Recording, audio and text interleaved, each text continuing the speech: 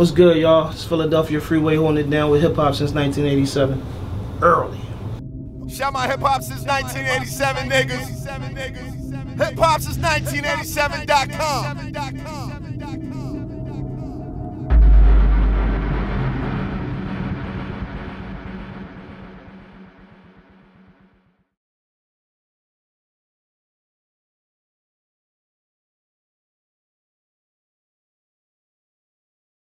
Alright, it's your boy E Money. I'm in here with a Philadelphia legend. That's right. Philadelphia Freeway. That's right. You and Girl Talk, y'all just released the EP Broken Ankles. Yeah, man. I gotta ask you, explain the title first. How'd y'all link up? Give us the rundown. The title is Broken Ankles, you know what I'm saying? Because, you know, the move is like a crossover move, you know, like people, it's something that people wasn't expecting, so I shook people up with it, you know. Me and Girl Talk got together, he reached out, he wanted to work with me or whatever, you know. And I was familiar with what he do, and what he do is amazing. You know, he the mashup king. Like he mashed different songs together and just make it work. And he do his sets, and he perform for thousands of people, and they love it every time. You know, so he started sending me tracks. He sent me like 100 tracks or whatever, and I just started picking through beats, started zoning out, came up with concepts for different joints, and the end result is Broken Ankles, and it was crazy. Okay, now you say he gave you 100 tracks. How hard was it to narrow it down to 5? I mean, we did like 40 tracks, I think. I just picked, the reason why it was 5 tracks on that particular project, because it was an EP, and the way he works is he mashes everything together, so it's like a rhythm. Okay. So when you listen to the actual, in between when you listen to the actual mixtape, you can listen to it all the way through. There's no breaks. It goes straight through, and everything blends with each other. You know what I'm saying? But we got a bunch of records that's crazy that didn't make the EP. Not because they was hot, but because they didn't fit the actual rhythm of the song. So some of them songs is going to be for my next album. Some of them songs are going to drop. We about to hit y'all with some exclusive stuff that didn't make the tape, and y'all going to love it, trust me. Now you had a Tolerated video that just dropped. Yeah, we're going to get on them exclusive records. We're going to get back to that. Exactly. But the Tolerated video, you just dropped that with Waka. That seems like an unlikely mix, you and Waka on a record, but that energy is crazy. Yeah, that's what it like, you know, me and Waka, we both, you know, we both from the streets, you know, we both got different styles, but the energy is the same, you know, we both bring energy to a track, you know, so we felt like, me and Girl Talk came together and we felt like it was a perfect fit for the record, you know, we reached out to Rocka, and he was like, let's do it, you know what I'm saying, he sent the verse back, and it was amazing. Now the video is dope. You got, it's like the pushing, it's that crazy aggression. Who came up with the concept for the video? Actually, Girl Talk came up with the concept for the video. You know, he brought it to me, and I was like, man, this is crazy. This is a crazy concept. I never did nothing like that before, and I always wanted to do something different. You know, and it actually was fun. We was in LA shooting a video shoot, and like we had choreographed moves, like when we was the fighting scenes and everything. And I like whipping niggas' asses anyway, so it was just fun. Like, you know what I'm saying? And I get to smash a cake in the lady's face, and it just was a lot of fun. You know? I was looking at that shit. I said, "Damn, Free bumped that one chick hard as shit." Like, was it uncomfortable? Anybody bump you too hard? Yes. No, I mean, people was bumping me hard, but it was cool though. You know, they was getting me back because I smashed the cake in the lady's face, but it was cool though. All right, that's dope. You know, you got the Suicide record. Put out the remix with ASAP Ferg. Yeah, shout out to ASAP Ferg. He did the remix for us, and it's crazy, man. We probably get a video for that joint, you know. And I just was with Kiss. We just did Myrtle Beach for Memorial Day weekend. So me and Kiss can ready to shoot a video for the record that we got on there. So that's probably gonna be ready in the next couple of weeks. So look out for that too. Now, when you got Kiss on there, I heard Girl Talk talking, saying it was dope getting 2 legendary artists like that. Who reached out to Kiss? Was it you or him, or it just kind of fell into place? It was me. Like I reached out to Kiss. Like, man, I need you on this joint. Kiss, a real stand-up dude, man. He 100 dude, man. You know, he knocked the record out, sent it back. You know what I mean? And it was crazy, man. He really went in on that joint. When I heard his verse, I wanted to change my verse, but I'm like, I ain't changing my verse because he gonna be like, damn, Free, I sent Free the verse and he changed the shit. Flipped it up on me. You know what I mean? He did what he do. He brought a good element to the record, you know. Real pleased with the record. You and Girl Talk, do y'all plan to do another, you know, collaboration mixtape? Yeah, definitely. I think we're gonna do some more stuff in the future. And like I said, a lot of the songs that we got that didn't make the project are still great songs. So you're definitely gonna hear more Freeway Girl Talk. All right, now let's talk about those songs that's sitting in the tuck, because I heard from a very reliable source, you know, you got some big records, we got some some big bangers, features, big production. Give us the rundown, man.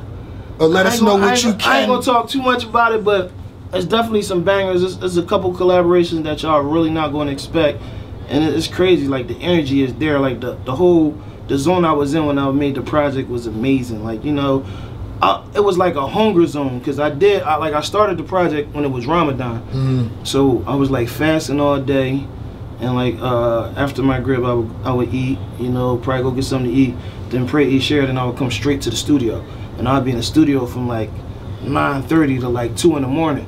And Girl Talk, he flew from Pittsburgh. He drove from Pittsburgh, and he was here with me every day. We did that for like 2 weeks straight. Then right after that, I had to go on the road. So I was like in hunger mood. Like, imagine not eating all day. And then as soon as you come to the studio, like I was going crazy, man. I was unleashing it on all the tracks, and it just came out amazing, man. Everybody that heard the music is like in love with it. So okay, now it's being appreciated to a whole nother level. You got the Canadian tour coming. You got the 5 dates. I got the big. It's 10 days actually. 10 days. Yeah, now. we just announced the first 5. We about to announce the next 5, and it's the Big Bears and Broken Ankles Canadian tour, and it's gonna be crazy. And after that, we gonna come back to the States and do some stuff in the States too. Me and Girl Talk is thinking about doing the tour together, a Freeway Girl Talk tour. We definitely got a couple dates coming up. The majority of the festivals that he's doing, I'm gonna be there with him too, so look out for that. We just did Coachella, which was amazing. We came on right before Outkast, so it was prime time. Waka came out, Busta Rhymes came out.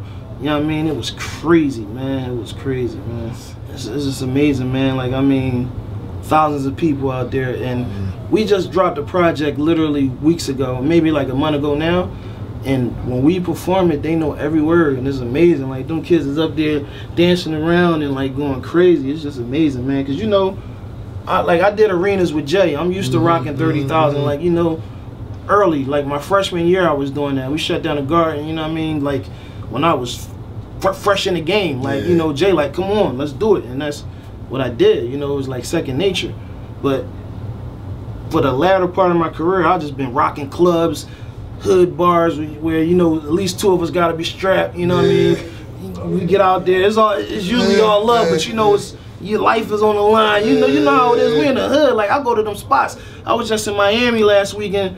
I did Memorial Day weekend. Like, I'm at KOD partying with Gilly, partying, shout out Birdman, partying with Baby, that's my nigga, you know. But I'm still in the hood joints too. I'm at Coco's where niggas don't go. Like, I'm in the hood. Like, they love me down there. Like, they appreciate me because I come through and I fuck with the people.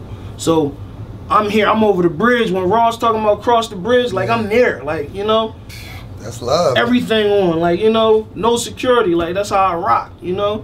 Now, what's the love like when you in other countries? I know other countries, that same element is the same. You're in France. Not to cut you off, but I'm just trying to give you the difference between that. So I go from there to doing the shit with Girl Talk, where it's just like 7,000 to 8,000 white kids, and they just going crazy, and they just loving you, you know what I'm saying? And the love is, they run up to you, hugging you, like taking selfies with you, and it's just amazing, man. You know, it's a good feeling, you know? Yes. Now, like I said, as far as when you go to other countries, that same vibe. I know when you go to a France, it's mostly the white kid. It's like, they appreciate the music a lot. Like, you know, when I'm in other countries, when like Paris, like Switzerland, Oslo, Norway, like, you know, I did hip hop camp. Like, they really appreciate the music. Like, you know, them people really, they embrace you, and they really love you for coming over there, you know, and they're spending the night in tents to see you rock. Like, you know what I'm saying? I seen people spending the night for 3 hip hop camp. People was out there in tents, like not washing up for 3 days just to see the music, man, just to hear the music, man. And it's amazing how they embrace the culture over there. And now you say that, it's funny, we talked about you possibly doing a tour with Waka and the Steve Oku, and Waka saying, you know, he had that same effect, you know, just watching the DJ like a Steve Oku bring a different crowd to him, and then hitting other countries and that energy and the love and appreciation. Doing his thing. Like, he definitely seeing the light on as far as that, you know. Okay, now what else can we expect you to cook up, man? What else besides? Well, I'm working on my next solo album right now. Okay. And I just got the title for it, but I ain't gonna let it out the bag yet. But it's real heavy. And I'm thinking about doing like a Streets is Watching movie along with the actual album, so get ready for that. It's gonna be crazy, man. And what I'm working on right now, man, here cooking up with another member from State Property. We working on an album together, no name, no blame, but it's something that people been waiting for, and it's gonna be amazing. Like, he's like one of my favorite rappers as far as bars, flows, and originality. You know what I'm saying? And I'm pretty sure you feel the same way about me. So I'm talking about Petey. It's gonna be crazy. Yeah. Get ready for it. All right, well, you make sure when you do get that title, you give it to us first, man. Don't sit with nobody else, and yeah, I mean, you make sure you let us know that first. I got you, man. It's all good. Shout my hip hop since 1987, niggas. Hip hop since 1987.com.